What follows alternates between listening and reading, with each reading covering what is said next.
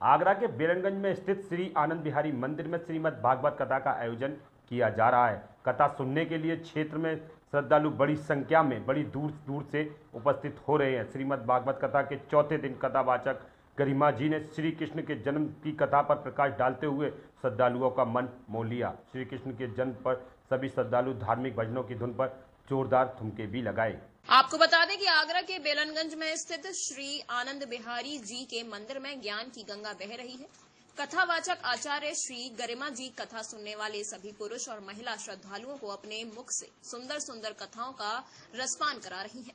श्री भागवत कथा का आनंद उठा रहे श्रद्धालु श्याम भोजवानी का कहना है कि जो भी श्रद्धालु श्री भागवत कथा को सच्चे मन से सुनता है तो उसके जीवन में कभी विपदा नहीं आती है और उसको निश्चित रूप से भगवान के दर्शन प्राप्त होते हैं और अंत समय में उसे वैकुंठ की प्राप्ति होती है।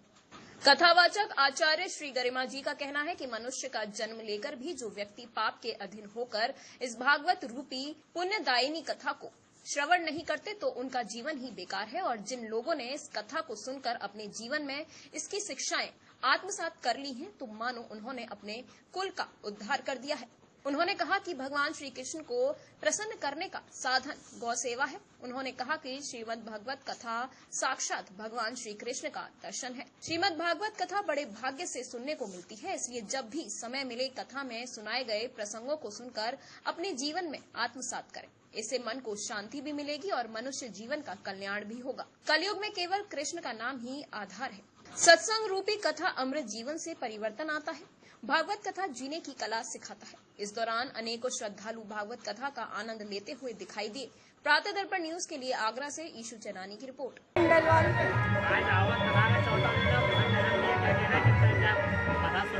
हाँ, गरिमा किशोरी बहन जी ने बहुत अच्छी कथा सुना रही है। आज चौथा दिन है, प्रहलाद के बारे में बताया गया है। सब आनंद विभूत हो रहे हैं और खूब अच्छी तरह भगवान को सजाया गया है। आज कृष्ण जन्मोत्सव होगा और बहुत आनंद मंगल हो रहे हैं। बहुत ज़्यादा भीड़ आई है इस उत्सव को मनाने के लिए, कृष्ण जन्मोत्सव को मनाने के लिए। मेरा नाम राधा तिवारी है और आज है ना कृष्ण भगवान का जन्म है। सबको इनवाइट किया था हमने कि आए कृष्ण भगवान का जन्म मनाएं, क्योंकि कान्हा का जन्म में आना बड़ा उत्साह की बात होती है। तो आज हमारे भगवान कृष्ण का जन्म हो रहा है, इसके लिए हम बहुत खुशी और बहुत क्या बोलते प्रफुल्लित हैं। हमारा मन बहुत खुश है। दीपाली खंडल वाले आज प्रहलाद का वर्णन किया गया। प्रहलाद हिरण्यकश्यप के घर प्रहलाद पैदा हो रहे, उन्होंने प्रहलाद को भगवान वासुदेव का भजन करते कैसे भगवान अमर हो गए, मुक्ति को प्राप्त हो। नंद के आनंद भयो जय कन्हैया लाल की अलौकिक दृश्य। जिस तरीके से कान्हा का जन्म हुआ, गड़गड़ाहट आकाश की, धरती स्वर्ग एक हो गए।